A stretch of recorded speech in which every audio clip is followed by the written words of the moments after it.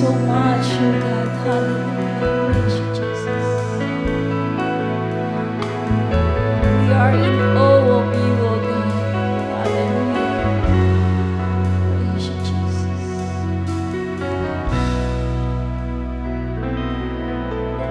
Standing in awe of your grace, setting my feet in your ways, entering into your presence to behold you face to face. God of all heaven and earth, holding me in your embrace, unfailing love that surrounds me,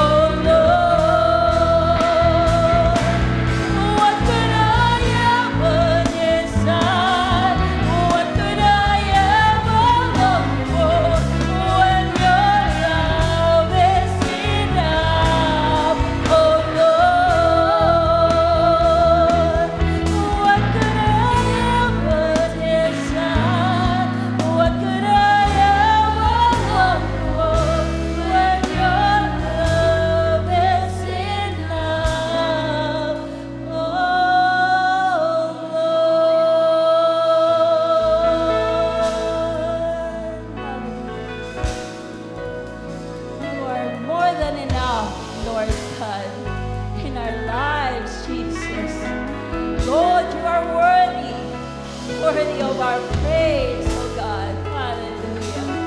We praise you, Jesus. We glorify your name, oh God. You, Jesus, deserve all the glory. And we believe in you, oh God. The power of your name, Jesus. Hallelujah. Hallelujah. Bless you, Jesus. Hallelujah. Praise you, Jesus. Hallelujah. Tayo po umikot at batiin po natin ang bawat isa, ang bawat kapatid natin sa ating pananampalataya.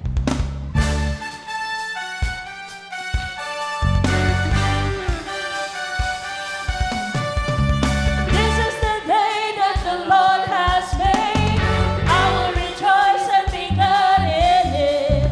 This is the day that the Lord has made. I will rejoice and be glad in it. Rejoice in the Lord.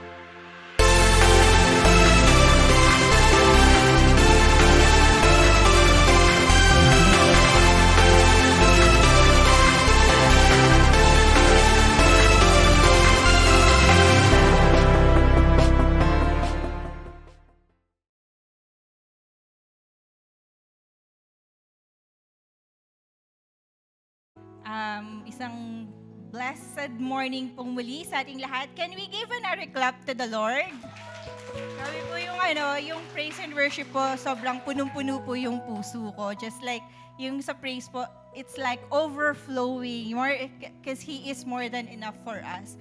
Pero there are times po sa ating mga buhay, no, na dumadating tayo sa point na we always worry on what we should, kung ano yung mangyayari sa atin. We always worry sa future natin. We always worry kung bukas ba may work pa tayo. Lalo na po sa panahon ngayon, no, na yung biglaan na lang na may mga crisis, may mga just like what we experienced way back 2020, there was a pandemic, and suddenly the world shut down for a moment. And at that time, I admit na ako po mismo nag-worry ako na anong mangyayari sa amin during that time. Yung tipong umiyak ako kay Lord noon na, Lord, malalagpasan pa ba namin yung 2020? But then, some verse in Matthew yung nag-remind sa amin na the Lord will always come us. Yung tipong siya yung sa atin. And just like sa buhay natin ngayon, we also worry pa din talaga, no? Pero sabi ni Lord sa Matthew 6:25 to 26 po, sabi dito, that is why I tell you not to worry about everyday life, whether you have enough food and drink, and your body more than clothing. Look at the birds. They don't plant or harvest or store food in barns, for your heavenly Father feeds them. Aren't you far more valuable to Him than they are? So ang sarap yung sa verse 26, ang sarap ulit-ulitin kasi the Lord is giving us assurance na siya yung magpo-provide nung lahat-lahat sa atin. Assurance na kaya niyang ibigay sa atin yung lahat-lahat as long as we trust Him, as long as we have faith in Him, and as long as yung puso natin nasa Kanya. Yung nagtitiwala tayo ng buong buo sa Kanya. Ganun po ba tayo sa araw na to? Amen! So, naalala ko yung kwento yung sa widow na nagbigay ng buong ng coins niya as her offering. And you remember yung sinabi ni Kuya Jurgen na yung offering daw na yung current money daw ng widow na yon that time is equivalent nun sa isang araw niyang salary. So imagine yung widow, buo niyang ipinagkaloob kay Lord. Yung isang buong araw niyang kinita ng time na yun. Yung naisip ko po nung naalala ko yung story na yun is that widow, yung puso niya, buong buo yung tiwala niya po kay Lord the moment na binigay niya, the moment she dropped that coins in the offering box nung time na yon, I can imagine how big, how wholeheartedly she trusted, she have faith sa Panginoon na God will be my great provider. Kasi hindi niya yun ibibigay kung may doubt siya magtitira siya para sa sarili niya. Yung story ko po before, no, yung sinabi ko po sa inyo before na nangungupit ako kay Lord. Kasi that time, hindi pa po buo yung puso ko na magbigay ng buo sa Panginoon. Hindi buong buo, pero yung 10%, I don't have the heart that time to give it back to the Lord. Kasi yung worry ko is, Lord, kulang na yung pera ko kapag nagkaloob ako sa'yo, kapag binigay ko yung 10% ko, magbabayad pa po ako ng kuryente, magbabayad pa po ako ng tubig, wala na po akong extra. But then, alam niyo po yung nangyari sa akin that time, even though na hindi ko binigay yung tithes and offering ko, hindi ko binigay yung 10% ko, nagkukulang pa rin po ako. Kasi I am not trusting the one who gave it to me. I am not trusting the one who provided to me first. So wala din yung hindi ako nagkaroon ng good steward sa aking finances kasi yung the one na nagbigay sa akin noon is hindi ko pinagkatiwalaan. Pero alam niyo po, yung time na na-realize ko na that the tithing is very, very important pagdating sa Panginoon. Then, nagkaroon na po ako ng buong puso. Ang sarap po sa feeling na kahit na iisipin ko, Lord, alam kong hindi mo ako pagkukulangin. Alam kong kahit sapat lang tong pera ko, hindi niyo po ako pababayaan. Never pong nag-run dry ang aking, finances ko. Never po akong iniwanan ni Lord. Kung alam niyo lang po kung gaano kahirap ang buhay namin noon. So, yung testimony ko po is, sobrang hirap po ng buhay namin talaga. As in, we live in a slum of Caloocan. So, ganun po yung namin. Though, doon pa rin po kami nakatira, pero hindi na po kami nagwo-worry na noodles na naman ba yung ulam natin? Hindi na po kami nangungutang sa kapitbahay namin na tindahan ng noodles at tuyo. Kasi God provided us as, ano po talaga, yung provision po ni Lord, hindi po talaga hindi po siya nagkulang sa amin. Kahit na hindi po sa finances, but yung strength na pinagkaloob niya po for us to survive life, for us to be right here, right now. It's so overwhelming kapag nag-look back po ako, and I feel just so blessed. So I encourage everyone na have the heart to really honor the Lord with your finances kasi ibabalik niya po yan sa inyo. Pinatutunayan ko po na when you really give back sa Lord, hindi ka po niya pababayaan sa buhay mo. Kung ano man po yung landas na tatahakin mo, hindi ka po niya iiwan. Palagi po siyang nandyan sa iyo to remind you always na, anak, I am always walking with you. Huwag kang mag-worry. Kung yung ibon nga napapakain ko, ikaw pa kayang kawangis ko? So, ayun po. Ang haba na po nung sabi ko. I just want to encourage everyone na life is hard, yes. Hindi niya tayo pinangakuan ng madaling buhay. There will always be challenges na may encounter natin, but let's always have faith in Him na we can do it as long as we have Him. As long as we have Him sa puso natin. Ang sarap po nung ganong assurance na sa buhay na, Lord, kahit anong mangyari sa akin, alam ko naman na nandyan kay. Alam ko naman na hindi mo ako iiwanan. Alam ko naman na you are always with me. Always. In all ways po talaga. Kaya, let's take heart po and let's give back to our Lord what is duly to Him and what He really deserve to have.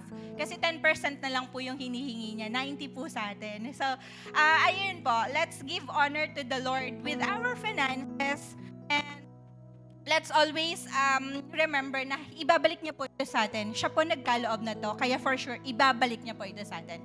Sige po, tumayo po tayong lahat at ibigay po natin kay Lord yung ating tithes and offering.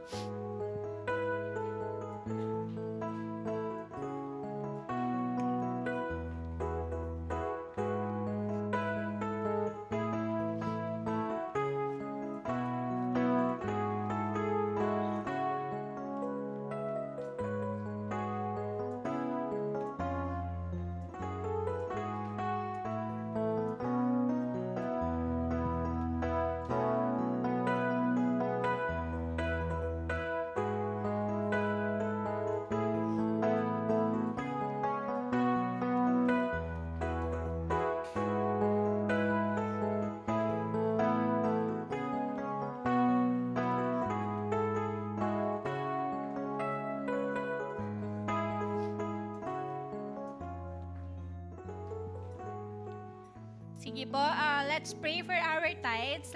Let's lift our hearts as well and our hands. Yes, Lord Jesus, we thank you, Lord God. We thank you for your provision that you have given to us, Lord God. Salamat sa inyong mga biyayang patuloy na binubuhos sa amin, Lord. Kahit na minsan, Lord, we are not deserving of it, Lord God. Pero ikaw, patuloy niyo po kaming pinupuspos ng inyong biyaya, Lord God. Lord, may this tithes and offering be worthy to you, Lord God. Nawa, alam namin na you are so happy right now, Lord, dahil nakikita niyo yung mga anak ninyo na buong puso ng may tuwa at galak, Lord God, na pinagkaloob sa inyo ang kanilang tithes and offering, Lord God. Lord, nakikita nyo yung desire ng puso ng bawat isa, Lord God. I know na in your perfect time and in your perfect will, ipagkakaloob nyo po ito sa kanila, Lord God, without doubt, Lord, because you know what is great for your children, Lord Jesus. Lord, nawa nga pa yung mga tithes and offering nito ay maging way to expand your kingdom here on earth, Lord God. Kayo nga po ang siyang patuloy na gumamit ng mga tao to spread your word, Lord God, and to find your works here on earth, Lord Jesus. Lord, we praise you with this tithes and offering, Lord God. We honor you, Lord Jesus. We love you, Lord God. This we pray in Jesus' mighty name. Amen.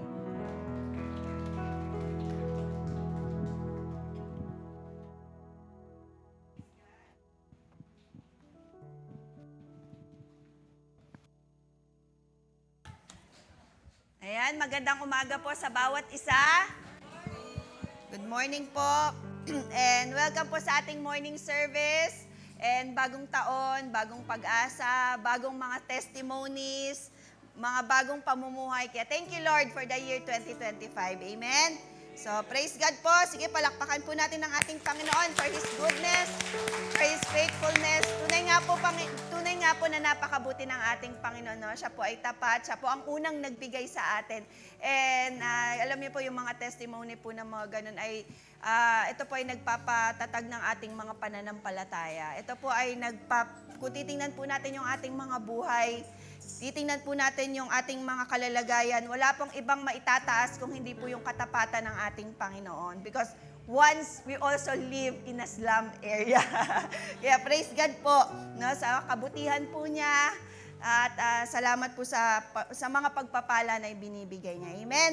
And konting announcement lamang po para po sa ating lahat. Kung kayo po ay nagde-desire na ma-involve sa ating mga faith groups, we encourage everyone, we invite everyone na tayo po ay dumalo, tayo po ay ma-involve on our small groups. Dito po ay relationship, yung ating pinag-uusapan, yung ating binibuild, at our relationship sa Lord and our relationship sa bawat isa. So we are inviting everyone, we are encouraging everyone, paulit-ulit po namin itong sasabihin, be involved po sa ating mga faith groups. Kung kayo po ay mga kabataan, kung kayo po ay mga nanay, kayo po ay mga lolo, mga lola, yan. Meron po tayong faith group mamayang 1:30 at ang nag-handle po niyan ay si Nanay Jo. At kung kayo naman po ay mga young moms, ay meron din po tayong faith group. Ang nagli-lead po niyan si Ate Mel, so yung ating pong song leader kanina. At kung kayo naman po ay mga young dad or kalalakihan, ay ini-invite din po namin kayo to join our faith group mamaya. 1:30 po yan. At ang inyo pong kasama dyan ay si Pastor Alfred at ang iba pong kalalakihan. So, I believe meron din pong mga taga-deka dito, no? Meron po ba mga taga-deka? So, kung hindi po kayo available ng Sunday at gusto nyo po ng weekdays, meron din po tayong faith group ng Thursday. At inform nyo lamang po nagli-lead po dyan ay si Tita Rose, pero inform nyo po si Pastora Irene sa lahat po ng mga faith groups natin dahil siya po yung mag-a-assist sa inyo, siya po ang tutulong sa inyo para makita o mahanap po ninyo yung inyong mga schedule. So praise God. Friday. May Friday pa rin po pala yung ating house faith group. Yan po ay sa bahay po ni Tita Lynn. Praise God po sa pag-open po ng kanilang mga tahanan, ng kanilang mga oras. Praise God po. And kung kayo naman po ay mga kabataan, ayan, mga kabataan, o may mga anak na kabataan, mamaya po ay meron po tayong Ignite service. 1:30 p.m. po yan. So we encourage everyone po, we encourage all the youth na kayo po ay dumalo sa ating Ignite service. Nandyan po si Teacher Cheska at si Teacher Kia. At ngayon po, kung kayo po naman ay may daladalang anak at gusto nyo pong makapakinig, gusto nyo rin pong matuto ang inyong mga anak, gusto nyo rin po sila na makapakinig ng mga Bible stories, mga crafts, ay nandyan po, ngayon po ay meron tayong faith kids.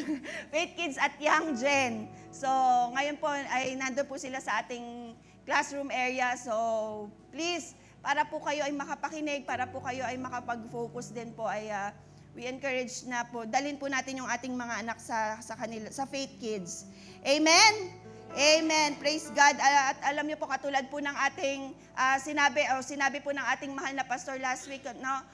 Yung ating pong magiging tema para po sa taong 2025, next month, sa pagse-celebrate po natin ang ating anniversary, ay ang tema po natin is Rising Up. At ang panalangin po natin sa bawat isa that lahat po tayo we will rise up sa taong ito, sa lahat po ng aspeto ng buhay po natin. At ang higit sa lahat, the Lord will prove to us na siya po ay faithful sa bawat isa. Amen? And ang panalangin po natin ay mas lalo po tayong magkaroon ng desire to know God, to know His Word, and maging deeper po tayo. And all of us, we will rise, this year, we are rising up. Amen? Sige po, tayo po ay yumuko, tayo po ay manalangin, ihalay po natin ang ating salita sa araw po na ito. Heavenly Father, we thank you, God, for this morning, O God. Thank you, Lord, for your faithfulness. Thank you, Lord, for your goodness. Thank you, Lord, for your love, for your mercy and grace, Panginoon, na patuloy mo pong binubuo sa bawat isa. Salamat, Lord, sa panibagong araw. Salamat po, Lord, na meron po kaming panibagong gising. Salamat, Lord, dahil sa aming paggising, ito po ay pagpapatunay ng bagong pag-asa, ng bagong simulain sa aming mga buhay. Lord, salamat po dahil ikaw ay tapat sa amin. Salamat po, Panginoon, dahil ito po ay kagalakan po namin na mapapurihan at madakila ka sa aming mga buhay. Lord, ikaw po ang siyang patuloy na manguna sa aming pag-uusapan ngayon. Help us, Lord, to see the new things na gagawin mo po sa aming mga buhay. And Lord, i-open niyo po ang aming mga puso sa transformation. Lord, this time, O God, turuan mo po kami, Panginoon. Help us, O God, na patuloy na magpasakop. Turuan mo po kami, Panginoon, na isurrender, O God, ang lahat ng bagay, Panginoon, the old habits, the old things in our life, and let the new things and the new beginning in our life ay patuloy pong magsimula at sa aming mga buhay. Lord, ikaw pong siyang patuloy na manguna at tagpuin mo po, Panginoon, ang lahat ng aming mga pangangailangang spiritual sa mga oras na ito. Salamat nga po, Panginoon, at pinupuri at dinadakila ka namin. Lord, wala pong ibang maihahayag sa araw po na ito kundi ikaw. Itago mo lamang po ako, Panginoon, sa iyong likuran na ang tanging mahayag lamang ay ikaw. Lord, I am just a vessel. I'm just a channel, O God, but Lord, it is you. It is you, Panginoon, na dapat na madakila at maitaas sa mga oras na to. Salamat po, Panginoon. We glorify your name. We magnify your name. In Jesus' name we pray. Amen and amen. Amen. Thank you, Lord. Ngayon po, tayo po ay nasa third week na po ng ating pag-aaral.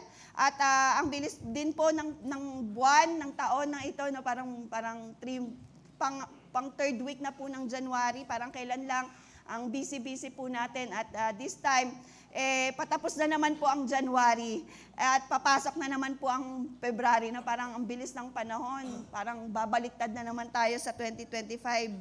At ngayon pong buwan na ito ay nasa series po tayong starting point at katulad po ng ating mga napag-usapan last week, ang ating pong starting point sa taong ito is we need to start with God. Paano po natin yan magagawa? Kailangan po tayo po ay focus. We are refocused sa kung ano po yung purpose ng Diyos para sa ating mga buhay. And bilang focus sa pinapagawa ng Diyos, we need to cut all the heavy baggages. We need to trim all the fats sa buhay po natin. And yung mga past sa buhay po natin, kailangan po natin alisin all the hindrances na para po hindi natin, mga bagay na humahadlang po sa atin para po hindi natin makita yung kalooban ng Lord. And para po sa taong ito, we need to follow yung plano ng Diyos para sa atin. Alam niyo po, tayo po, likas po sa atin na as we start the year, sa pag-umpisa po ng taon, ang starting point natin, ang gusto po ng bawat isa is to have a favorable start. Gusto po ng bawat isa, gusto po natin na sa pag-uumpisa ng taon, meron tayong favor. Meron tayong, sa pag-uumpisa pa lamang ay punong-puno na tayo ng favor. We all like to gain at the beginning. Tama po ba? Lahat po tayo, gusto natin meron tayong advantage when starting a year. Gusto natin, umpisa pa lang ng taon, tagumpay na tayo. Sa lahat ng mga pinagdadaanan natin, sa lahat ng mga pagsubok natin, sa umpisa pa lang, nakikita na natin yung plano ng Diyos para sa atin. And kaya nga po, pinaplano natin yung sa tingin natin makakatulong, yung mga bagay na gusto nating ma-achieve sa taong ito. Marami po tayong plano, tama po? Marami tayong gustong mangyari, marami tayong pinaplano, marami tayong nais na mangyari para sa buhay natin. Pero katulad po ng sinabi ng Bible, yung katagumpayan at yung katugunan ay nagmumula sa ating Panginoon. Ang katagumpayan po na ibinibigay ng ating Panginoon dahil po siya ay faithful. Kaya nga po tayo, bilang mga tao, hindi po tayo naniniwala sa tradisyon na ginagawa ng mundo. Hindi po dahil sa itlog, hindi po dahil sa bigas, hindi po dahil sa bills na inilalagay natin sa ating mesa sa pag-uumpisa ng taon or sa pagkain ng 12 grapes. Sabi po, naging trending po yan nitong January 2025. Kung gusto nyo daw, sabi nila, kung gusto nyo daw pong magkaroon ng love life, this 2025, kumain daw kayo ng 12 grapes. Kahit mabulunan kayo at macho kayo, kailangan maubos nyo daw po yung grapes na yon bago mag 12:01. So, ang hirap, no? At alam nyo po, yun po ay mga paniniwala. Yun po ay mga tradisyon ng mundo na kapag inilagay po natin yung ating pananampalataya at binigay po natin yung ating buhay sa mga ganong bagay, sabi nila, ikaw ay magiging swerte sa buong taon. Pero alam niyo po, paalala po sa ating bilang mga Kristiyano, bilang mga anak ng Diyos, I hope na hindi po natin inilalagay or hindi po natin inaasa yung swerte, yung luck sa ating buhay. Because as a Christian, bilang mga mananampalataya na tumanggap sa ating Panginoon, tayo po ay naniniwala sa kalooban, sa magandang plano at sa magandang kalooban ng ating Panginoon. Hindi po dahil sa itlog or sa anumang bagay na ginagawa dito sa mundo. Tayo po ay naniniwala sa kalooban at sa pananampalataya, sa pagtitiwala natin sa Panginoon na siya po ang may hawak ng ating mga buhay. Yan po yung starting point sa 2025 kung paano po natin sinusurrender, kung paano po natin ipinagkakatiwala yung ating mga future sa ating mabuting Diyos. Alam naman po natin na gusto natin ng isang maayos na buhay. Kasi sino ba namang ayaw na umpisahan ng taon na ito na merong pagpapala? Sino ba namang ayaw na umpisa ng taon na ito na merong favor? Gusto natin meron tayong advantage para sa kabuuan ng taon. Wala naman po dito na gusto umpisa pa lang ng taon ay talunan na. Meron pa dito gusto umpisa pa lang ng taon ay marami ng problema, marami ng kaaway. Di po ba ayaw natin na sa umpisa pa lang parang talo na ako, wala na akong magagawa. We want a favorable beginning. A starting point that full of favor, a starting point that full of grace and mercy sa ating Panginoon. Paano nga ba natin uumpisahan ng merong katagumpayan yung ating taong ito? Lalong-lalo na po sa gitna po ng mga pagsubok. Alam niyo po, sabi po sa isang pag-aaral, ang unang buwan daw po ng taon, yan daw po yung pinaka-exciting month. Overwhelming, overflowing, ang buwan ng January. Ang unang buwan daw po ng taon is mahalaga po para sa tao. Kasi maraming tao, ang kanilang starting point, nag-a-attempt po sila na gumawa ng bago. Kaya napapansin niyo po, kapag first day ng January, maraming gustong pumunta ng gym, maraming gustong pumunta ng magpapayat, maraming gustong plano, they want to restart, they want to renew. We make more changes sa buhay po natin at the beginning of the year. Compare dun sa any other time ng taong pong ito. Kaya nga ang ibang tao, gumagawa po sila ng New Year's resolution.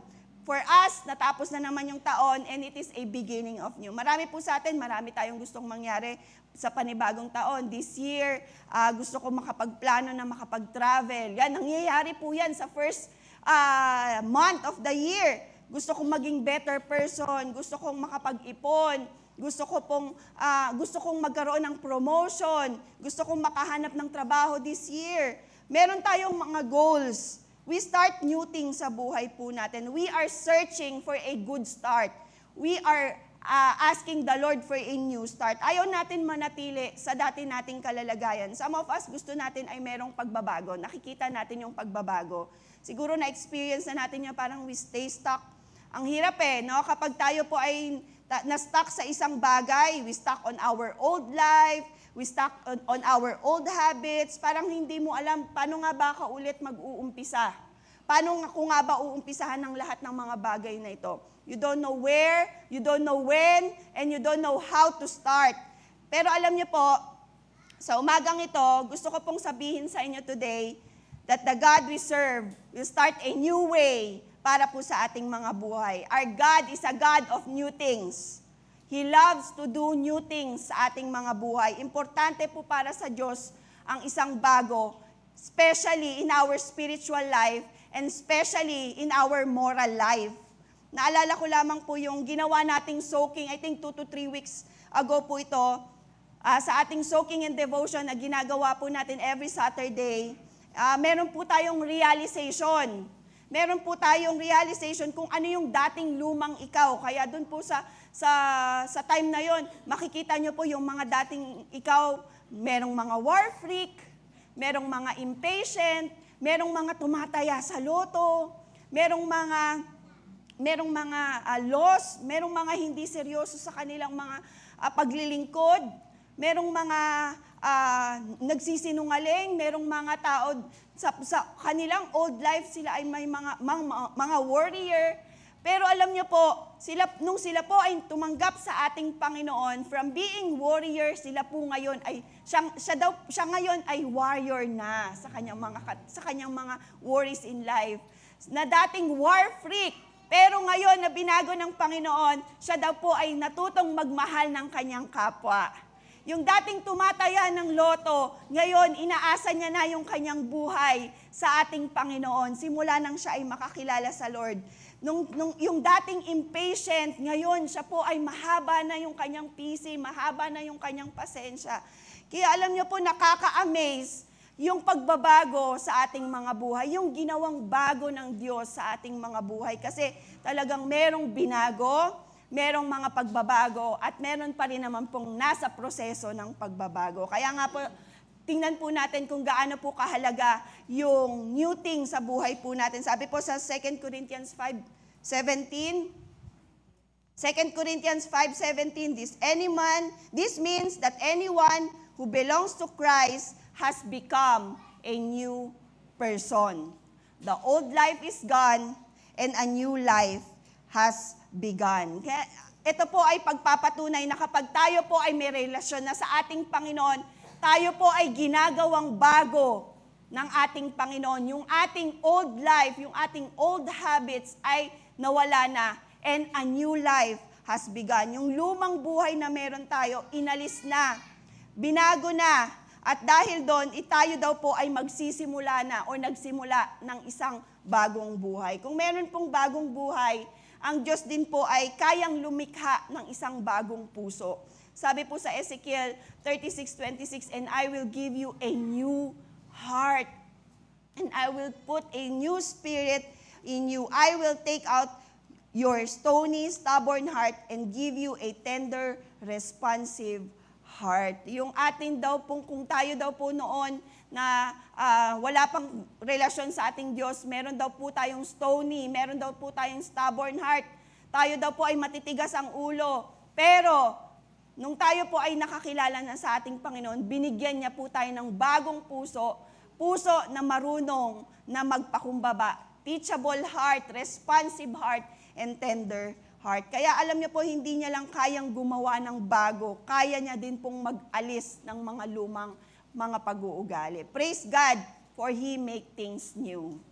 So God is a creator of new things. Siya po ang author, siya po ang nag-uumpisa ng mga bagong buhay, at kaya ang starting point po ng pagbabago sa buhay ng isang tao ay yung tayo po ay tumanggap sa ating Panginoong Jesus. Kaya sino dito, we want to experience a new beginning. We want to have a fresh start. And ano nga ba yung mangyayari this year? Ang faith natin is not just a favorable start. Hindi lamang po sa pag-uumpisa, but a favorable year dahil po yan sa ating relasyon sa ating Panginoon. Kaya ang title po ng ating pag-uusapan ngayon is New Beginning. New Beginning. Pakialis nga, Pastor Alfred, new beginnings. Bakit may S? New beginning. And paano nga ba natin dapat umpisahan ng taon ang buhay natin? What is my starting point?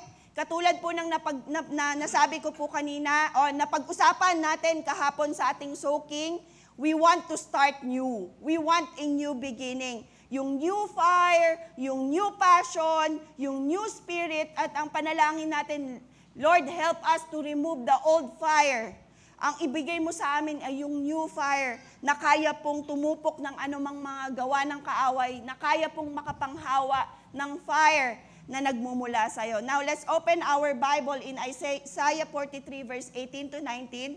Sabi po dito, kung maalala nyo po, ito po ay favorite verse. At madalas po itong pinag-uusapan, madalas po natin itong nakikita, ipinopost, lalong-lalo na po sa pag-uumpisa ng taon. Sabi nga po nila, declaring ang verse po na ito, promising ang verse po na ito.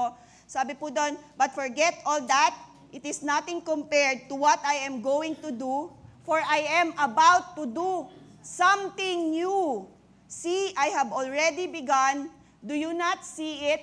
I will make pathway through the wilderness. I will create rivers in the dry wasteland. Si Prophet Isaiah po proclaimed that God would do a new thing sa buhay po ng mga Israelites. Something na hindi po nila kayang umpisahan at something na hindi po nila kayang ipagpatuloy sa sarili lang po nilang kalakasan.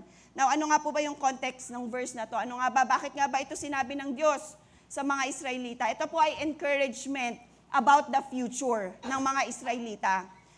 As God reminded the Israel na siya po yung mananatiling redeemer ng mga Israelites. And kasama nila ang Diyos through whatever obstacle or whatever heartbreaks na pagdadaanan nila sa panahon na yon. Alam niyo po, from the time that God led out of Israel, yung Egypt, God led out of Egypt yung mga Israelites, ang Diyos po is trying to accomplish goal.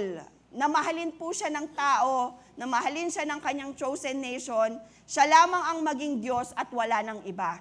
Yun po yung desire ng Diyos para sa Israel as a chosen nation. Kaya alam niyo po, maraming beses, pinakita po ng Panginoon yung kanyang sovereignty, yung kanyang pagmamahal. Pero ipinakita din po ng Panginoon yung kanyang pagiging just. But then, the Israelites ay patuloy po silang naliligaw, and they constantly, they worship idols. They stuck on that old habits. They kept doing things sa mga bagay na ayaw ng Diyos para sa mga taong ito. Ang mga Israelites, they are stubborn. They are rebellious sa ating Panginoon. From generation to generation, nakita po natin sa Biblia kung gaano po na nagiging disobedient ito pong mga Israelites. That's why God was going to discipline these Israelites, ito pong mga Israelita, for being disobedient. Katulad nating mga parents, katulad nating mga magulang. Kapag sila po ay gumagawa at hindi ng isang bagay na alam natin, kapag sila po ay nagdi-disobey, we discipline them. At ganun po ang ating Panginoon. Hindi po dahil malupit ang Diyos, pero dahil mahal na mahal niya yung kanyang chosen nation. And si Isaiah, binigyan siya ng task ng Diyos para sabihin yung mangyayari in the future. Si Isaiah po, sabi ng Panginoon, God was going to send the Babylonians para i-conquer ang mga Israelites. Yun po yung konteksto nung verse na to. Ang Babylonians will capture hundreds of Israelites at dadalhin sila bilang slaves sa Babylon. Imagine yung discipline ng Diyos sa mga Israelita. Sila po ay pinili ng ating Panginoon. Pero sabi ng Panginoon, sabi ng story na to, iaalaw ng Diyos na sila ay ma-capture, na sila ay ma-conquer ng Babylon. But at some point, even if iaalaw ng Diyos itong bagay na to, darating ang panahon ay matatalo ng mga Israelites ang Babylon, and that would be the reason na i-release ng Babylon ang Israelites. And this will be their fresh start. This will be their new beginning as a chosen nation. For I am about to do something new. In one sweep, si Isaiah, dineliver niya yung terrible news, pero ganun pa man, ito po ay message of hope. God is always give an opportunity na makapag-start over and have a favorable beginning. In this verse, ang pangako ng Diyos sa tao that after silang palayain from Babylonian captivity, He would do a new thing. Gagawa ng bago ang Diyos para sa taong ito. Now, kung ang Diyos ay nagpa-promise ng isang bagong bagay, sigurado may mga old things. Kaya sabi niya sa previous verse, forget the former things and do not dwell on the past. God was telling them not to look back dun sa mga old stories, not to dwell dun sa mga old life. Ayaw ng Diyos na sila po ay manatili dun sa kanilang pagkakasala. Ang nais ng Diyos is that they will look forward. This is the starting point na ma-build yung kanilang hope dun sa kayang umpisahang bago ng Diyos para sa kanila. At sinisigurado ng Diyos that on their journey back home, no harm would come to them. They would be guided. They would be protected. For them, God would do something new. It is a fresh start. Kahit nakakailanganin nilang tumawid sa dry at maranasan yung dry and wasteland, pero yung pangako ng Diyos, sabi niya, magbibigay siya ng tubig para sa kanila. They will start with favor para sa new beginning. And this will be a whole new set of miracles na gagawin ng Diyos para sa kanila. At katulad po ng pangako ng Diyos sa buhay natin ngayon, gusto po ba natin yun? A favorable start, a whole new set of miracles, a whole new victories para po sa taong ito. Pero alam niyo po, hindi po matatapos na alam lang natin yung new beginning na kayang gawin ng Diyos sa buhay natin. Meron pa din po tayong action. And let's be clear na ito pong mga taong ito pong mga Israelites, they will start new, iaalaw o ibibigyan po sila ng bago. They will experience fresh start, hindi dahil they deserve it. Pero hindi po sila karapat-dapat dun sa future hope and future promise ng ating Panginoon. Pero the Lord promised a fresh start, a new beginning because of His faithfulness sa Kanyang mga pangako para sa Israelites. Sa buhay natin, sa totoo lang, maraming beses ganun din po tayo. Para mga Israelita, marami pong pagkakataon that we fail God. Marami pong pagkakataon na tayo po ay tumatalikod sa ating Panginoon. Marami pong pagkakataon na tayo po ay nakakalimot sa ating Panginoon. And hindi po tayo karapat-dapat sa mga bagay na natatanggap natin sa ating Panginoon. We don't deserve anything from our God, but God is faithful. God is merciful. God is loving. And sa pag-uumpisa pa lang po ng taon, yung kanyang favor, yung kanyang grace ay nag-uumpisa na at pinapakita ng Diyos. Kaya sabi niya, have you not perceived it? Hindi mo pa ba nakikita? Basahin po natin sa Tagalog, maganda po yung pagkakasabi sa Tagalog. Sabi diyan, masdan mo, ako ay gagawa ng isang bagong bagay. Ito'y nagaganap na, hindi mo pa ba makita? Minsan hindi po natin nakikita yung bagong ginagawa ng Diyos sa ating mga buhay because doon po tayo nakatingin on our past. Bagamat lahat naman po talaga tayo, iba-iba po yung ating mga pinagdaanan sa taong 2024, but fresh start ay hindi po bago sa ating Panginoon. Fresh new beginning ay hindi po mahirap para sa ating Panginoon. Hindi po, kung para sa tao, napakahirap. Napakahirap na magsimula ng buhay, ng bago, lalong-lalo na sa mga nangyari on our personal life, sa taong mga nagdaan. Siguro ang ilan sa atin, mga nahiwalay sa ating Panginoon, nawala sa ating relationship sa Lord. Yung iba po sa atin, nawala sa paglilingkod, or merong mga iba't ibang pinagdadaanan na pagsubok. At kung titingnan natin, parang ang hirap makabangon, ang hirap makabawi, ang hirap ulit makapag-umpisa sa buhay. Pero sa mga oras na to, sa Lord wala pong mahirap.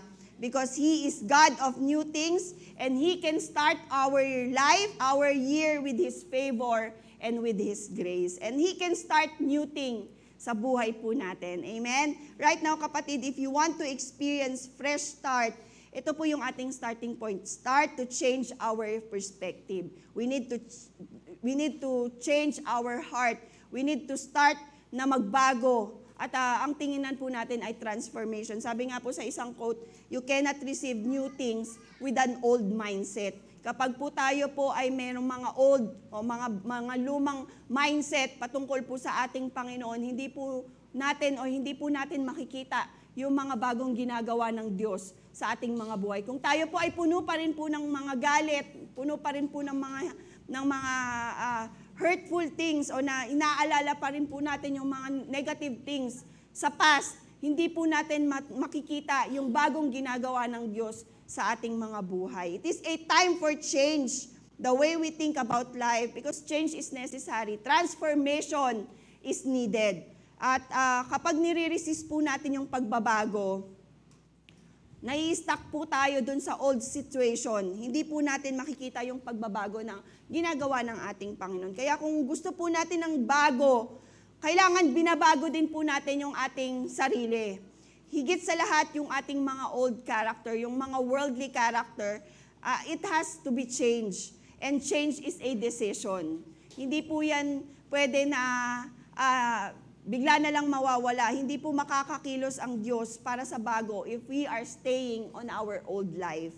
Kailangan po, in order to walk in new, let us all be intentional to leave all the past things or the old habits behind. Sabi nga po sa Ephesians 4:22-24, hinighlight ko po yung mga mahalagang bagay. Sabi doon, iwan na ninyo ang dating pamumuhay, hubarin na ninyo ang inyong dating pagkatao, na nasisira dahil sa masasamang pagnanasa.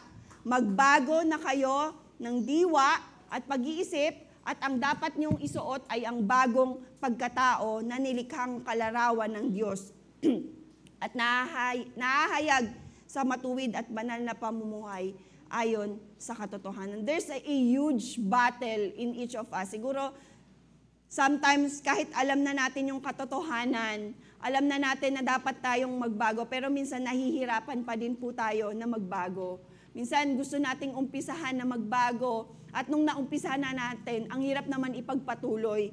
Pero ang Diyos, He offered us freedom sa buhay po natin. You and I should start dun sa newness na binibigay ng Diyos, starting point ng bagong pagkatao, ng bagong relasyon sa ating Panginoon, na kalarawan po ng ating Panginoong Jesus. Now, paano nga ba natin umpisahan na lumakad sa panibagong pamumuhay? Alam nyo, hindi po pwede na ang Diyos lang po yung gumagawa ng bago, tapos tayo ay namumuhay sa luma. Kaisa na po tayo ng ating Panginoon, at iisa na rin po tayo sa ating Panginoon. Right now, kailangan may gagawin po tayo, at magbibigay po ako ng ilan. Ano nga ba yung starting point dun sa pagbabago? Ito po yung mga character that I believe na makakatulong po sa atin para makita po yung bagong ginagawa ng Diyos sa ating mga buhay. This character will help us na mas lalo pong magawa yung kalooban ng ating Panginoon, lalong-lalo na po sa taong ito.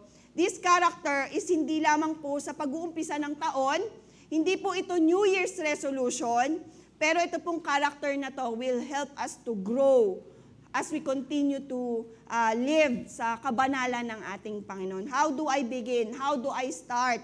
Ano pong klaseng attitude ang meron ito? And ito po walang favoritism, pero let us see sa buhay po ng mga taong ito, yung mga great people na nababanggitin ko at yung kanilang buhay and how God started na gumalaw, na kumilos, na gumawa ng bago sa kanilang buhay. If you want to have a fresh start, ito po yung ating maging attitude, no? Maging magandang tugon. At maiksi lamang po ito, na unang-una po, as our starting point, we need always to have faith. Bilang panimula po, sa purpose po ng Diyos, ay kailangan po magkaroon po tayo ng pananampalataya na katulad po ni Abraham. And alam niyo po, every Wednesday po, sa Origin, ang ating pong series, every Wednesday ay Origin, at we invite din po na side invitation. Ini-invite po namin din kayo na patuloy po tayong mag-join or manood or pumunta po dito every Wednesday kasi ang pinag-aaralan po natin is yung relationship po ng tao sa Diyos. At natapos na po tayo kay Abraham, ngayon po ay papunta na po tayo kay Jacob na tayo. Natapos na tayo kay Abraham at Isaac, na kay Jacob. Papunta na tayo kay Jacob. So we invite everyone po na sumama po sa amin sa pag-aaral ng origin. And bilang panimula po sa purpose ni Abraham, God told Abraham to leave his country, to leave his people and everything. Sabi ng Diyos, go to the land that I will show you. Start new. Ito ay bago po para kay Abraham, para siya ay mapagpala. Iwanan ang lahat ng kanyang mga nakasanayan. Even though si Abraham, that time, hindi niya alam po yung mangyayari in the future, pero iniwan niya po ang lahat ng kanyang mga nakasanayan, mga nakagawian. But ito po ay nangyari dahil sa kanyang pananampalataya. Sabi nga po sa Hebrews 11:8, it was by faith that Abraham obeyed when God called him to leave home and go to another land that God would give him as his inheritance. He went without knowing where he was going. So, ganun pa man, the Lord blessed Abraham. Kaya sabi po sa James 2:23, and so it happens, just as the scriptures say, Abraham believed God and God counted him as righteous because of his faith. He was even called the friend of God. Abraham walked intimately sa ating Panginoon. Sabi sa verse, he was even called friend ng ating Panginoon. Alam niyo po, it is an honor, it is a privilege na tayo po ay mapabilang, tayo po ay matawag ng Diyos bilang kanyang kaibigan. Amen? Dahil ikaw ay lumalakad, ikaw ay may malalim na relasyon sa Diyos. At dahil po sa kanyang karakter na meron pong pananampalataya, na pagpala po ang lahi ni Abraham. Saan nagumpisa ang lahat? Sa kanyang attitude na patuloy po na lumalakad intimately with God. Alam niyo, may promise ang Diyos para kay Abraham. And in sa pananaw or sa buhay naman po ni Abraham, ang kanyang response is siya po ay patuloy na lumakad ng meron pong pananampalataya. Sa buhay natin, sa mga oras na to, is God asking you to take a step of faith even hindi po natin alam yung magiging resulta. Siguro po tayo po ay tinatawag ng Diyos para sa paglilingkod. Tayo po ay tinatawag ng Diyos sa pagbabago. Tayo po ay tinatawag ng Diyos for forgiveness. At meron pong pinapagawa ang Diyos sa buhay po natin sa taong ito. And the question is, do you even recognize yung kanyang voice? Enough na malaman natin para tayo po ay makakilos dun sa kanyang pinagagawa sa buhay natin. We need to grow in our faith by walking intimately sa ating Panginoon. Be convinced na ang lahat ng bagay ay siya po ay mapagkakatiwalaan. Pero sa pagsimula po ng bago, ang nais din po ng Diyos is tayo po ay maging malapit sa Kanya. Ang Diyos po, dinidesire niya na tayo rin po intimately na lumalakad sa kalooban niya. Sabi nga po that He is with us even in the darkest valley. Siya po ay kasama natin kahit saan tayo magpunta. At kung naalala ko lang po habang ginagawa ko itong message na to, naalala ko po yung footprints in the sand. Di ba? Alam niyo po yung footprints in the sand. Isa po itong poem na ginawang kanta na Pero poem po originally yun. Pero nung una po ay merong 2 set of footprints na sila po ay naglalakad ng tao at ang Diyos. Pero sabi po nung writer, during the low periods of my life, I could see only 1 set of footprints. So I said, you promised me, Lord, that you would walk with me always. Why when I have needed you most, have you not been there for me? Nung mga panahon na kailangan kita, ba't parang ako na lang yung naglalakad, yung sa journey na to. Pero ano pong sagot ng Diyos? The times when you have seen only 1 set of footprints, my child, is when I carried you. Ang ganda po ng poem na to no? Akala po natin nag-iisa po tayo sa ating mga buhay. Akala po natin wala po tayong kasama. Akala po natin tayo po ay nag-iisa. Pero sa mga panahon na tayo po ay merong mga pinagdadaanan, that's the time na tayo po ay bit-bit ng ating Panginoon. Umpisahan po natin yan sa buhay natin, lalong-lalo na sa taong ito. at sa mga susunod pa pong taon, sa lahat po ng pagsubok, sa panahon ng pagsubok at sa panahon ng katagumpayan, tayo po ay magkaroon ng pananampalataya sa ating Panginoon. Tayo po ay lalong mag-grow in our relationship as we are rising up this year, have faith sa ating Panginoon. Amen? Pangalawa po, as our starting point, ang dapat po natin gawin is we need to aim for obedience. Even in difficult circumstances, lalo-lalo na po sa taong ito, we know na hindi po madali ang 2024. Tama po ba? May mga pagkakataon na tayo po ay sumabak sa napakatinding pagsubok, mayroong mga katagumpayan, pero marami rin pong mga pagsubok. Hindi po madali ang 2024 at alam naman din po natin na hindi rin po magiging madali ang 2025. Kasi alam natin na nasa mundo pa din naman po tayo. Alam natin na meron pa rin naman kabigatan. Sabi nga po sa tithes and offering kanina, hindi nag-promise ang Diyos ng isang magandang buhay. Pero ang kagandahan nun ay binigyan niya tayo ng pagkakataon na sumunod po sa kanyang kalooban.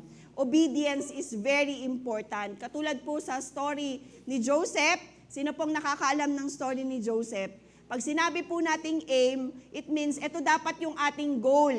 Ito dapat yung ating desire. Ito po dapat yung ating focus that we always strive for obedience, even in not so good times. Si Joseph po, siya po ay favored son ni Jacob.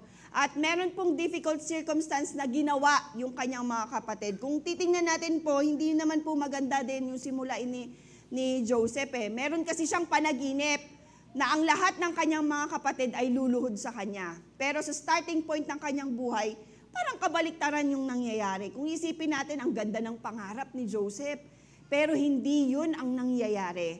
Siguro same with us, no? Some of us, ang ganda ng mga plano natin sa taong ito, ang ganda ng mga pangarap natin, ang ganda ng gusto natin, pero parang hindi yun ang nangyayari. Although first month pa lang naman, pero kung sa mga experience natin in the past, parang kabaliktaran yung nangyayari.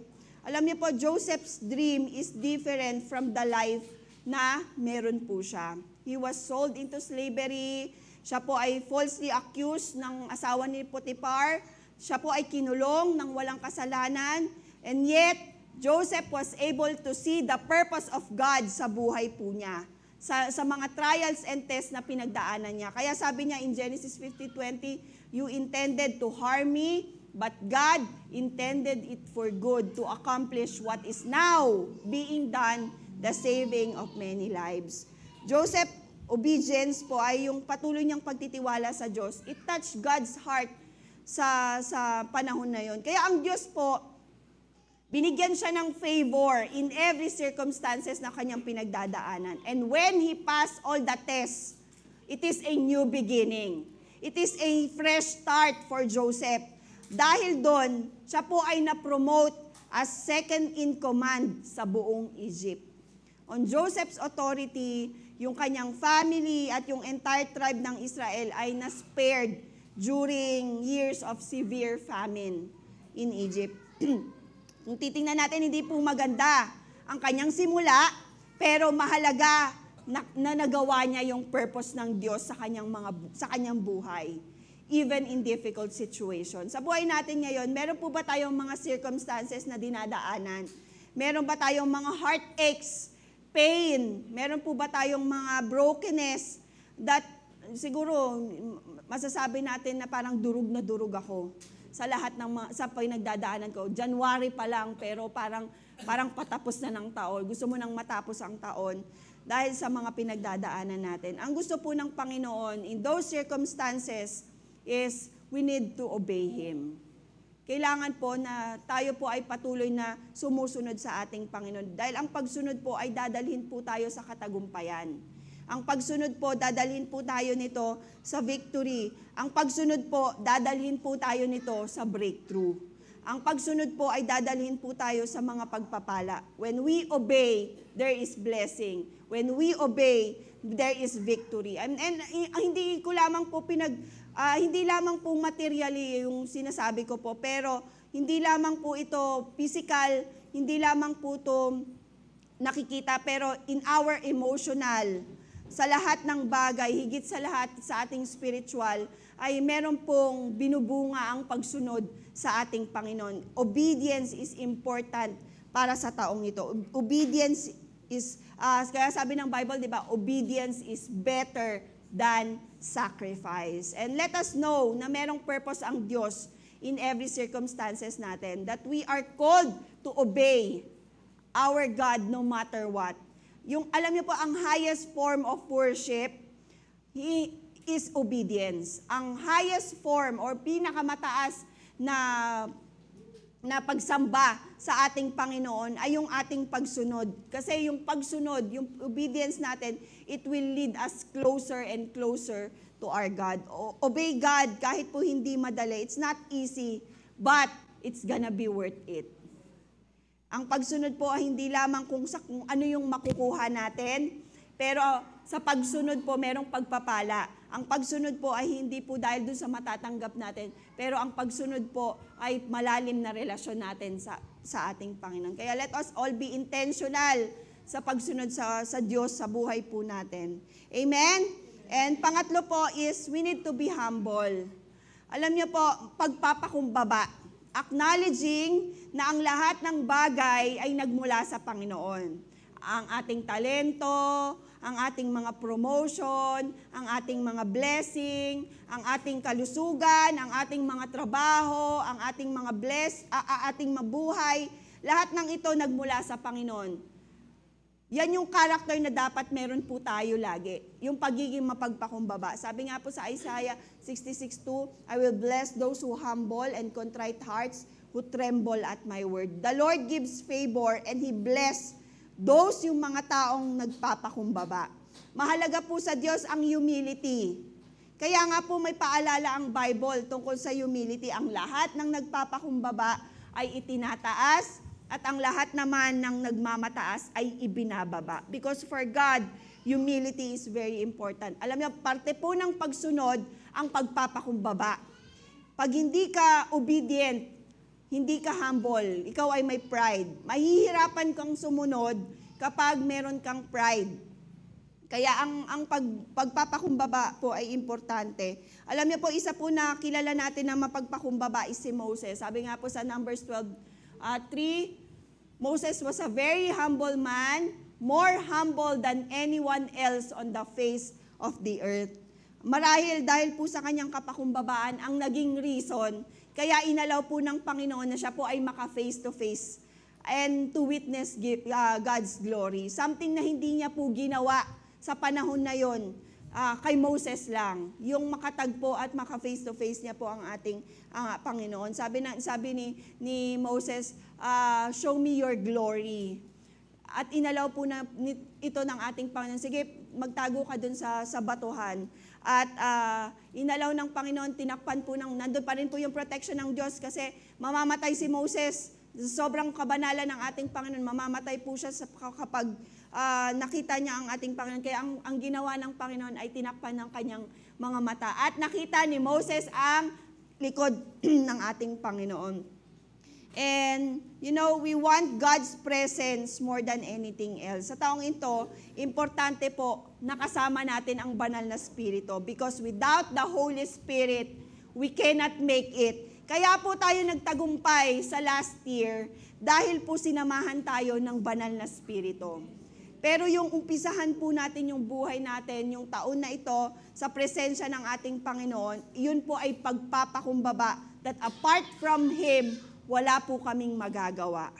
God dwells, He will provide, and He will show favor, lalong-lalo na doon sa mga taong totoong nagpapakumbaba sa ating Panginoon. Sa lahat ng bagay, meron tayo. Sa lahat ng bagay na tinatanggap natin, at sa lahat ng bagay na tatanggapin natin sa taong ito. I know ang Panginoon, He will bless us sa taong ito. Hindi po mananatili na tayo po ay mananatili sa kalalagayan natin. I believe na i-bless tayo ng ating Panginoon. But let us all remember na tayo po ay patuloy na mag-i-acknowledge ang ating Panginoon at ma-realize natin na ang lahat ng bagay na meron tayo, yung ating promotion, yung ating blessings, yung ating favor, yung mercy, yung victory sa taong ito, walang iba kundi it comes from God alone. Amen? Wala po tayong maipagmamalaki sa ating Panginoon kasi ang lahat ng bagay ay nagmula po sa Kanya. Hindi natin makakayanan kung wala ang ating Panginoon. Kaya, thank you, Lord, for His goodness. And let's acknowledge Him. So, for our life as a Christian, the attitude of humility ay dapat pong makita, especially in our life sa taong ito. Amen? At panghuli po na dapat na magkaroon po tayo is we need to seek God's wisdom. Above anything else, marami po tayong mga desisyon, marami po tayong plano. Anong plano mo? Anong plano mo sa amin? Anong mangyayari sa taong ito? Marami po tayong choices na dadaanan. Alam mo, kami pong mag-asawa bago din po kami mag-umpisa ng taon, yan din pong tanong ko kay Pastor Alfred, anong plano natin ngayong taon? We need to seek God's wisdom. Sa buhay ng tao, hindi po nawawalan ng plano. Marami po tayong plano, marami po tayong desisyon, marami po tayong desire for our family, for ourselves, for our future. We need wisdom to manage properly yung mga ipinagkatiwala ng Diyos sa atin. At katulad ni Solomon, no? Si Solomon po, kilala po natin siya. As a young man, possibly na hindi niya alam din kung paano nga ba pamumunuan yung pagiging hari in the shadow of his victorious dad, na si David. Para kay Solomon, ito po ay new beginning para sa kanya. Para sa kanya at para sa mga Israelita. Kasi siya po ay isang bagong hari. Alam ni Solomon kung ano yung importante. Solomon was very humble and he is so dependent sa ating Panginoon. Kaya nga, when God appeared to Solomon sa isang panaginip and tinanong siya ng Diyos, ano ang desire mo at ipagkakaloob ko? Sabi ng Diyos, si Solomon po hindi humingi ng riches Kasi kung bilang tao, siguro ang iisipin ng tao, bigyan mo ako ng kayamanan, bigyan mo ako ng success, bigyan mo, makilala ko, mapagtagumpayan ko, matalo ko yung mga kaaway ko. Pero alam niyo po, hindi po yun ang hiningi ni Solomon. Solomon immediately asked for a discerning heart for wisdom to govern God's people. Solomon asked for wisdom para ma-distinguish po kung ano yung tama at kung ano yung mali. Sa buhay natin, kailangan po natin yung wisdom para po malaman natin yung kalooban ng Diyos at yung kalooban natin. Kasi oftentimes, kapag tayo po ay walang wisdom sa ating Panginoon, mas nangunguna po yung nais natin kumpara sa plano ng Diyos para sa atin. Minsan, kailangan natin ng direction. Minsan, yung direction na gusto natin, hindi sa nais ng Panginoon. We need to seek God's wisdom para po sa taong ito. Kaya alam niyo po yung pag-ask niya ng wisdom sa ating Panginoon, hindi lang karunungan ang binigay ng Panginoon sa kanya. Yung mga bagay din po na hindi niya hiniling, ay ibinigay ng ating Panginoon. As he start yung kanyang season, as he start yung kanyang journey bilang hari, tayo po, para sa taong ito, sa mga plano at sa mga nais natin, sa mga didesisyonan natin, what do you want more than anything? Ay kailangan po natin ng karunungan. To succeed in your life, gusto ba natin na maging good person? Paano ba natin palalakihin yung ating mga anak? Paano nga ba natin didisiplinahin ang ating pamilya, ang ating mga anak? Paano nga ba natin i-manage ang ating mga finances? Paano nga ba natin i-manage yung ating mga trabaho? Paano natin pamumunuan yung binigay ng ating Panginoon? Alam mo, yung good stewardship din po yun because we need to seek God's wisdom. We need God's wisdom. We need yung kanyang direction as we begin this year. We need Him para po i-direct tayo to the right path. And pinaka-importante po sa lahat, yung karunungan na nagmumula sa ating Panginoon. Dahil pag ginawa po natin na saliksikin ang Diyos above all else, He will also give the desires of our heart. Kasi pangako niya po yun. Sa season na meron tayo, the season of blessings or season of heartbreaks, kailangan po natin ng wisdom. Sa mga blessings na meron tayo, ang tanong, mapapalapit ba tayo sa Panginoon o mapapalayo? Sa season of hardships, tayo ba ay mapapalapit sa Kanya or mapapalayo sa Panginoon? So we need wisdom. Sa lahat po ng mga desisyon natin, kailangan po natin ng karunungan kasi limited lang naman po talaga ang karunungan ng tao. Limited lang po yung ating kakayahan. Kaya po kailangan natin ng karunungan na nagmumula sa ating Panginoon to guide us in the path of righteousness. To guide us into the right path, to the right decision. And ito po yung mga attitude na dapat po natin gawin sa taong ito. Kasi kung titingnan po natin yung common denominator ng mga taong ito, ng mga binanggit ko, as they receive grace, as they receive favor, as they receive blessings and victory sa buhay nila, Diyos po ang unang pumilos. Diyos po ang unang nagbigay. Diyos po ang unang nagpala. Diyos po ang nagpatagumpay sa kanila. Sa Diyos po unang nagbigay at unang nagsimula ang bago sa kanilang mga buhay. Hindi po nila kayang umpisahan yun kung wala po ang ating Panginoon. We cannot outgive God. Kahit po yung mag-serve tayo, kahit po mag-church tayo, kahit po anong gawin po natin, hindi po natin mapapantayan at mahihigitan yung ginawa ng ating Panginoon sa buhay po natin. As I end today, as we are now headed sa taong 2025, ilang araw na lang no? Tapos na naman po ang January. Let us walk by faith and not by sight. The Lord gives new beginning sa buhay po natin. At ang desire ng Diyos para sa atin is ma-experience din yung mga bagay na yon sa buhay po natin. If you want breakthrough, gusto din ng Diyos yon para sa'yo. Kung gusto ng pagbabago, gusto din ng Diyos yon para sa'yo. Kung gusto mo ng karunungan, gusto rin ng Diyos yon para sa'yo. And a new start is here. A new beginning is here. I believe the Lord is encouraging us that this year, this is the season of new wine. Sa Bible po, ang new wine, it represents the life of Christ. Pag sinabi pong new wine, it represents the Holy Spirit. Sa Bible po, new wine represents eternal blessing, life na kasama ang ating Panginoon. Pag sinabi pong new wine, it symbolizes yung power ng ating Panginoon sa kanyang mga anak. Alam niyo po ang historical background, ang winemaking po is common sa panahon ng Old and New Testament. Sa Bible po, meron pong story that Jesus turned water into wine sa isang wedding. And you know, it symbolizes the power of Jesus that gives and starts new in our lives. Siya po ay naparito para po tayo po ay bigyan ng bagong buhay. Tayo po, ma-experience po natin yung new wine in our life. New wine, it symbolizes a renewed relationship with God. New wine speaks of renewed love.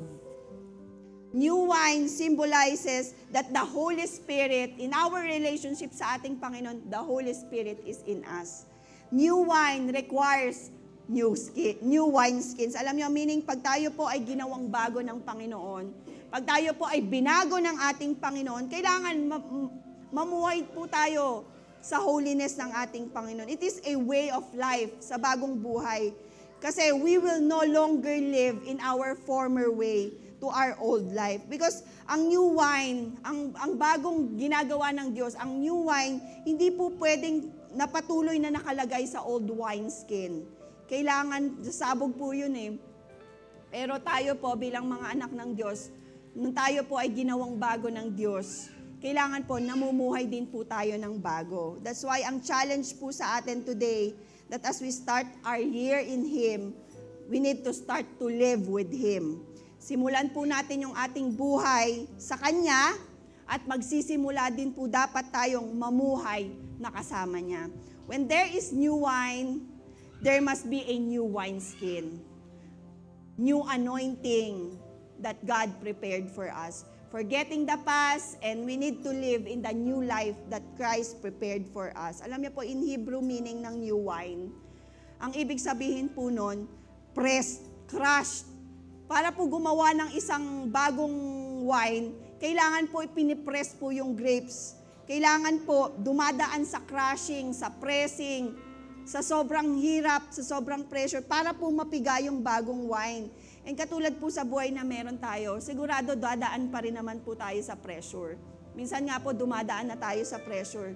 Minsan nga po dumadaan na tayo sa pressing ng trials and heartaches ng buhay. But the Lord, ang promise niya sa buhay natin, that when He makes a new wine, He will also makes a new ground para tayo ay mag-grow at ma-experience yung katagumpayan po na yon. Kaya kung tayo po ay nasa process of crushing and pressing, lift up your hands to God, because ang bagong simulain ay nariyan na. Because now is the time of outpouring. Because now is the time of new beginning. New wine brings celebration. Amen? New wine means it is the season of miracles sa buhay po natin. Kaya, sino po yung source of new wine? Wala na pong iba, kundi ang ating pong Panginoong Jesus. He will start new sa buhay po natin. Can we just stand up today? Ang panganalangin po natin sa taong ito, as He starts new sa buhay natin, that God will make us His channel. Ang panalangin natin, that tayo bilang Kanyang mga vessel, yung buhay that offers serving, honoring, and praising our God. The life belongs to our God. Amen? This heart belongs to our God. Everything na meron po tayo sa taong ito is a new wine at karapat dapat pong papurihan ng ating Panginoon. Sige po, tayo po ay magpuri sa ating Panginoon.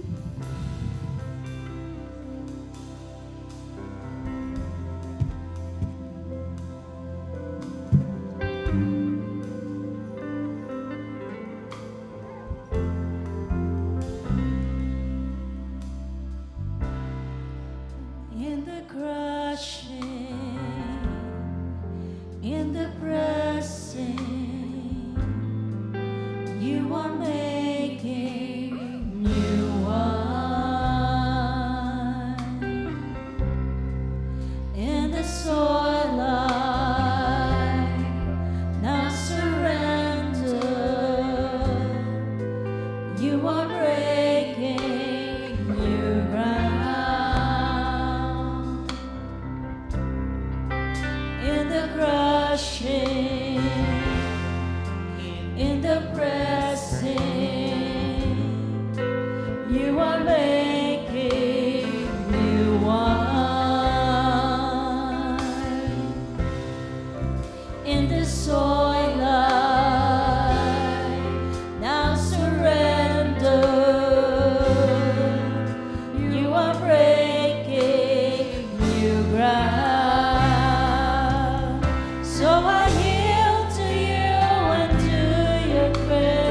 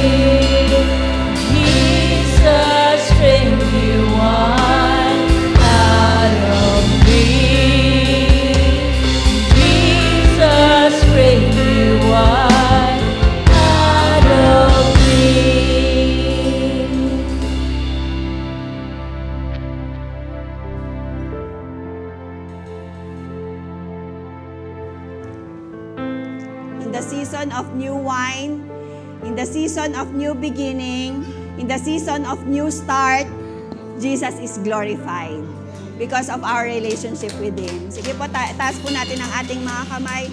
Heavenly Father, we thank you, God, na binigyan mo po kami, Panginoon, ng panibagong panimula para sa taong ito. Bagong panimula sa aming relasyon sa iyo. Lord, thank you for the new wine, for the new things na ma-experience namin because of you. Lord, we just want to acknowledge your presence. We just want to acknowledge your goodness, your mercy, and your love. Lord, patuloy po sa taong ito, Panginoon, patuloy niyo po kaming turuan na mapalapit sa iyo. Turuan mo po kami, Panginoon, na patuloy na maging humble. Lord, turuan mo po kami, Panginoon, na magkaroon ng pananampalataya. Lord, turuan mo po kami, Panginoon, na hanapin ang plano mo, ang kalooban mo. We always seek your wisdom.